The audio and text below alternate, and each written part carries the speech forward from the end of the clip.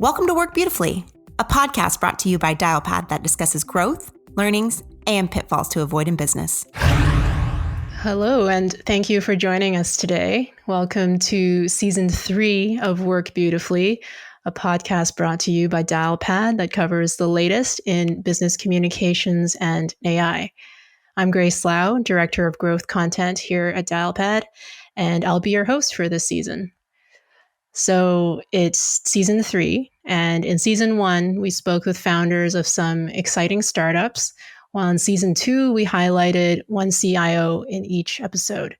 Great conversations in both. Would highly recommend checking out those episodes if you're interested. This season, we're really excited, and I'm super excited to sit down with Dialpad's very own AI experts to talk about some of the most interesting topics around AI today. We'll chat about everything from how AI actually works to common misconceptions about AI and what businesses should know if they're interested in using AI in, say, their everyday customer conversations, which I'm sure we'll have no shortage of tips and insights on because AI is one of the most important, if not the most important parts of the communications platform that we've built here at Dialpad. So without further ado, joining us in this episode is Etienne Manderscheid, Dialpad's head of AI research. Etienne, thank you so much for joining us today. Thanks, Grace. It's a pleasure to be here. Yeah, super excited to chat with you. Do you want to start by just introducing yourself to our audience and telling them a bit about your role here at Dialpad? Yeah, I would love to. So my name is Etienne. I'm a French-American AI researcher here at Dialpad. I came to Dialpad 4 years ago for the TalkIQ acquisition. I was a co-founder at TalkIQ, which was an AI startup. And now I'm the head of AI research at Dialpad. And one of the projects that my team is working on right now is actually very unique, something that nobody else is doing in the space, which is predicting customer satisfaction using AI. So we call that AI CSAT for short. And you've probably had the experience of calling in to a call center and being asked at the end if you would like to leave a survey response. And Grace, if I may put you on the spot for a second, how often would you send a survey? Honestly, I probably have never filled one out in my life. I've gotten a lot of them, like an email over the phone, but I don't think I've ever actually bothered filling them out. Yeah, well, I'm not surprised. You're like most people, maybe only 5% of people take the survey response. And it's usually people who have very positive or very negative experiences. Yeah. So it gives a very biased view of what the actual customer satisfaction is, which is why we created AI CSAT. So on 100% of the calls, AI uses the sounds and the words in the call to predict customer satisfaction with 80 to 90% accuracy, which is really high. And it's very helpful for coaches and managers because they can now follow up with accounts where there was no feedback before and make sure that the customers are having good experience. They can coach on every call that requires coaching, and they just get a more accurate, less biased picture of CSAT in their call center. That's awesome. Yeah, that's really interesting. Really enjoyed that quick plug, by the way, for Dialpad. But yeah, for today, so let's start with like getting into AI. There was a really interesting topic a couple weeks ago, and it sparked a lot of debates, I'm sure, in and beyond Silicon Valley. And for folks who aren't familiar, there was this Google computer scientist named Blake Lemoine who declared that Lambda AI, an AI chatbot that was created by Google, is sentient. So he claimed that the AI was sentient, and then I think he got like fired for leaking proprietary info or something. So that was a huge deal. There was a ton of debate on Reddit. I got sucked down a few rabbit holes for sure reading about that. So thought that was an apt topic for our first episode on AI this season. And then Etienne, maybe the first thing that would be interesting to establish here is, what does sentient in this context mean? Yeah, absolutely. I mean, that's a really great question because there's not a single answer, honestly. At the root of it, sentient is a Latin word, right? I mean, it's like to sense. And so I think what it implies is that a system that's able to sense its environment and respond intelligently. but that's probably not enough. I think in this case, we're going beyond that definition, because if you think about it, like an autopilot system in an airplane can sense the pressure, temperature, and correct the trajectory of the aircraft, right? So, and I don't think we want to say that it's sentient in the same sense that Blake Lemoine is using it. Yeah. So, yeah, there's more. There's other definitions that I think are more relevant here. Like one is it aware of itself? And so Yeah. Lambda actually, you may have seen some quotes where, so for example, at one point, Blake Lemoine asked Lambda about money, and it's right on point. Lambda responds, "I don't need money because I'm an AI." And that was Yeah. actually the quote that Blake Lemoine said led him down the rabbit hole of how deep does Oh, right. Lambda's awareness go? I didn't know Because about the money part. Yeah. I yeah, saw that it said he asked it about like whether it was aware that it was quote unquote alive and other kind of philosophical questions. And it yes, seemed to tackle those well as well. And I think that probably added to him thinking that it was sentient. yeah, yeah. And it's one thing for it to say that it's sentient, and it's another for it to say things that actually show that it's aware of its own needs, like the money thing. Mm-hmm. So in this case, then, so we've established that it can answer questions about practical topics like whether it needs money, and then Mm-hmm. philosophical questions like whether it is alive. Yeah. Um, so, from your perspective, then, does this then mean that that AI chatbot is truly sentient? Well, no, because there's well, first of all, some of the time it implies that it's a human. Mm-hmm. For example, there's one quote where it says, "I'm a social person and I enjoy spending time with friends and family." Oh, okay, that makes no sense. Yeah, and I think in a second we'll talk a bit about how it works, and then I think it'll Yeah, become clearer why it yeah, says both of those types of things. And contradiction, by the way, is a big thing for AI. It's right. very recent that they seem to not contradict themselves as much. That's one of the things Lambda Mm, is actually good at, but it still does sometimes. And there's another way to look at sentience too, which is maybe my personal favorite, but sort of not measurable, which is if you think about your experience, like imagine you're looking at a bright red flower, right? So picture that red flower in your mind's eye, hmm and there's something about that redness, which is it's your subjective experience, right? There's something there, like it's red, and so philosophers of mind have talked about this for a long time. They call these qualia or the explanatory gap. But there's this idea that subjective experience is important to actually having sentience, right? But it's mm, not measurable. I know that I have subjective experiences because I'm the subject. But strictly right. speaking, I don't even know, Grace, that you actually have subjective experiences. Like I believe you when you tell me that you do, because you Right. have a body and eyes and ears, and I can see you're human like me. But hmm there's really not a test for this. And You will never so, know for sure. well, I could be a yeah. cyborg, and you will Yeah, never know. exactly. That's interesting. Yeah, because you also can't really describe the color red to someone else in the same way that maybe they would perceive it, if that's where you're getting at. Yeah, that's right. Yeah. Like if I saw Interesting. green the way you see red and vice versa, I don't Color think we would. blindness. Yeah. Well, not quite. Colorblind I mean, folks. if I saw blue the way you see red, if Yeah. my red looked like your blue, we would know, right? Yeah. So subjective experience is somewhat decoupled from practicalities, Right. and that makes it even harder to ever know what it is like, or even if you have it. So the point you said earlier about the AI contradicting itself, I think Mhm. is fascinating because that seems like it would be a relatively straightforward way of being able to tell that the AI would not be sentient if it Mm. is contradicting him itself while it is speaking. Would that be Yeah. accurate to say? I know some humans who contradict themselves a lot. That's also true. No, Um, I totally thought I had that for a second. So you but it can't makes even really sense. use that. Yeah, yeah. Well, Okay. maybe I think you're onto something, right? Like I mean, I think a lot of us we'll look first for the qualities that humans have, right? We're fairly we have intentions, and because we have intentions, we tend not to contradict ourselves too much. Right. So maybe here I can jump a bit into how it works, because I think that's going to shed some light on why it contradicts itself. Yeah, let's do it. It's essentially a language model, which, in other words, it's a prediction engine. It's trained on trillions of words to predict the next word in a sentence. And so those might be chats online, they might be online articles, Wikipedia, everything.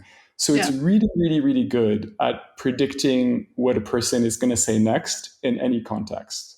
And if you've used Gmail, you've seen language models at work, because they can autocomplete your emails. And I'm often stunned when it'll autocomplete like it's 8 pretty words. accurate. It's really good. So I didn't realize that autocomplete an AI technically. Yeah, absolutely. I've never connected those dots. And I work here. I can't believe it. That's pretty cool. Okay, so keep going. So it learns from like the trillions of minutes, and then it processes that, or then what happens next? Yeah, so it learns how to predict what'll come next. But because it's so good at prediction, it's very good at finding the most likely completion. Right? I mean, that's what autocomplete does. What's the most likely? So that's what underlies Lambda, is the ability to predict and fill out what somebody's going to say. That's why it sounds so much like a human. That's why sometimes it says, as a social person, I love spending time with friends. Because lots of people say that kind of stuff. And so its ability to reason is really built on the ability to reason that's implicit in everything that's said online by people. And its personality is sort of it doesn't really have a personality, but what it says is a mishmash of the personalities of all those people, which is also why it contradicts itself, because it will say it's absorbing all these different all the different contradictions that come inherently with the absorption of all of those different conversations. Right. Yeah, so it does have a couple things on top of that. So one innovation that Lambda put forward was like a filter on top of this, a quality filter. So it looks at safety, it looks at non-contradiction, it looks at sensibleness, like does the response make context, and groundedness, like is the fact accurate? Right. And so it actually, under the hood, it produces a number of possible responses every time. And then the filter ranks each one of those responses according to, does it contradict? Is it safe? We don't want to have any biased speech or anything like that. And then it'll pick the best one of those. So it's like self-QAing the responses that it generates in real time. Exactly. So Lambda is like a more polite version of what's on the internet, basically. Right. I'm sure they have a filter for curse words and offensive speech and all that stuff. Wow. Yes. Okay. The other innovation it has, is actually a toolbox, that's new for AI too. So it can do internet searches, it can use a calculator, and it can use a translator. And the internet search is super interesting because it can look up any facts. So when it makes a statement, it'll actually do a search a lot of the time to fact check itself. And then it can correct what it says based on the fact checker. So it's like a super efficient journalist reporting on any given topic. Yeah. So there was something that was really interesting that I read that Lemoyne, the engineer, said when, I think in an interview he did with the Washington Post or something, where he was justifying why he thought it was sentient. And his reasoning, I think, let me just find the quote, was that, quote, "I know a person when I talk to it. It doesn't matter whether they have a brain made of meat in their head or if they have a billion lines of code. I talk to them and I hear what they have to say. And that is how I decide what is and isn't a person." So that was really interesting, because that, for an engineer or a scientist, it sounds like, no shade, but it just sounds very contrary to how you would think that a scientist would approach a question like this. Is it easy to kind of kind of fall into that trap or kind of go down that line of thinking, even for, an engineer or a scientist who's trained in this field when they come across a phenomenon like this? Yeah, it is, because it's and I don't want to dismiss his perspective, right? I'm just Yeah, giving you yeah. my perspective. But we have a built our brains are wired. So I got my PhD in neuroscience. So this is the Right. kind of stuff that I love in my background.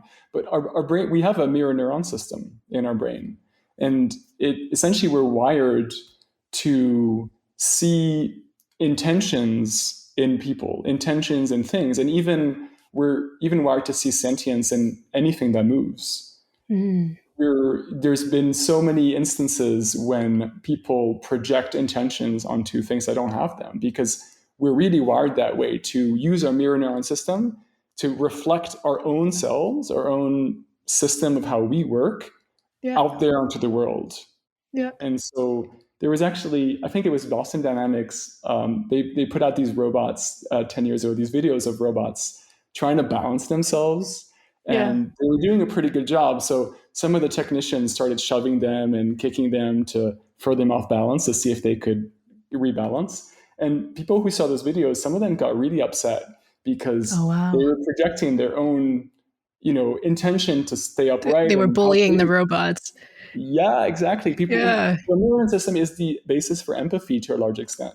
And so Right. when we're just wired to see sentience and ourselves essentially out Yeah. there, Yeah. and that elicits empathy. But I think the more, so that's kind of our default model. That's how we go into the world, is wired like that. So when something like an AI that's designed to mimic people's speech elicits, activates that model, when we're encouraged to constantly talk to it as if it was a person, and we Yeah. get positive reinforcement because it's acting like a person, we just Yeah. rely more and more on that Yeah. model. And then that's simply how we believe it is. And it Yeah. helps if you have another model. If you're an AI researcher and you're like, okay, well, wait a second, it works like this, it's supposed to do that. Yeah. But even so, we're also creatures of habit. And I think the more we interact with AI, and if it's designed that we interact with it like a person, after 1,000 or 1,000,000 times, it's very, very hard not to do that. And so I think Yeah.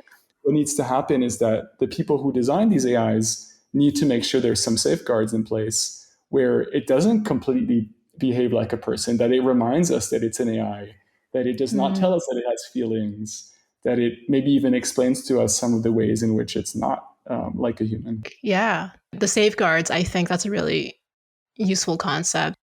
Do you see those being put into practice anytime soon, or is that even on the radar of companies that are building these AI tools? Because apart from this conversation, I have never heard anyone say, yeah, we should make our AI show that it is not sentient and make that difference clear. Yeah. Yeah, I think we're early days on that, right? Like, I think Yeah. with Blake Des Moines, it's incredible when an AI researcher kind of, Yeah. I want to say, like, gets caught in a way. Like, I think it's a bit of an illusion, and he's fallen for it, but he's interacted with it so many times, and I think that's kind of the key here. Yeah. When we all do that, a lot of us will start to think of it as a person, and yeah, those safeguards need to be. But I don't think we're thinking about it yet because it hasn't happened. Like, the game so far is kind of like to show off the AI and Mm-hmm. look at What how it can clever it is. do. Yeah. Yeah, Yeah. yeah. But at some point, it's going to create problems where people are going to, I'm not sure, I guess, think, what are the risks of people thinking of it as a human? I mean, there will be some, and that's, I guess, when companies will react. Yes. Although that seems like something it would be better for companies to be proactive about Yeah. rather than waiting for people to freak out about it. Yeah, absolutely. I think there's a real risk of freak out. Hmm. It's already kind of happening, I feel like, with the deep fake stuff and other kind of even this story with a sentient-esque AI. But I think that might be another episode where we talk about deep fakes and Yeah. AI. Um, cool. So I think we're about at time. But before we sign off, Etienne, any last comments about kind of your current observations on the state of AI? Do you think it's something that businesses should be taking advantage of at this point? Oh yeah, definitely. In spite of the risks, right? I want to say a little bit more about the risks, because I think one thing that we see with her, right, the movie. So Yeah. there's Sam, who's this really smart AI who behaves like a very charming person, right? Yeah. Scarlett Johansson, It doesn't and hurt that it's Scarlett Johansson who's it doesn't voicing hurt. the AI. And he's falling in love with her. At least develops affection. AI can be designed probably to not have real needs, not be unpleasant or moody, always be a good listener, right? Mm-hmm. And so I worry that to the extent that it starts to become something we use more and more, especially young people who haven't been around as long, might Mm-hmm. start to like almost take that as a baseline and find it more difficult than to connect with real humans who are often Right. disagreeable, right? Yes. We Yes. are. We're the whole package, the good and the bad. But AI is just, if it's just the The good, good. Yeah. are we gonna have the skills and desire to interact with one another? And that would be a huge loss, I think. But every time we interact with an AI who speaks or writes, that's one time that we're not interacting with a person. Yes. That's an opportunity cost for human interaction, I guess you Yeah. could call that. Yeah. That's a really interesting perspective. I never thought about that. That's true. Because if an AI can be programmed to give you the best of talking to a human without any of the ugliness, then why bother talking to humans? That's really interesting. One last thing I want to revisit before we sign off, Etienne. How do you see the relationship between data and AI evolving in the future, especially with more and more businesses starting to become interested in using AI? Yeah. Well, we see a lot of AI companies becoming more careful with data. You might remember Facebook, for example, just one of many, right? The scandals that happened maybe 2 years ago when Mm-hmm. they sold user data in ways that users didn't want them to, didn't know that they were doing, right? Mm-hmm. And so we really want to avoid that. We want to make sure that a company is always using data for that user's benefit. And so I think in the age of AI, what is encouraging for people and what we should all remember is it's our data, right? And we have the right and the choice to have it used or not. And some companies, including Dialpad, I'm proud to say, are transparent about how we're going to use the data. You can ask for it to be deleted. And I think there's a trend in that direction, which is really good. And we want to see Mm-hmm. that continuing. And people always asking themselves, is this actually how I want my data to be used? Is this benefiting me? Am I getting what I want out of it? Mm-hmm. With great power comes great responsibility. Yeah. That was a really great first episode. I'm super stoked Awesome. for the next one It was already. really, it was really cool. Yeah, thank you so much for joining us today on Work Beautifully, a Dialpad podcast. You can learn more about Dialpad's AI-powered unified communications and contact center platform at dialpad.com and find us on your favorite social channels at Dialpad. Watch for the next episodes of this season, all about AI, where we'll get into other fun AI topics and maybe even get Etienne and our AI team to answer some of Reddit's top questions about AI. Until next time.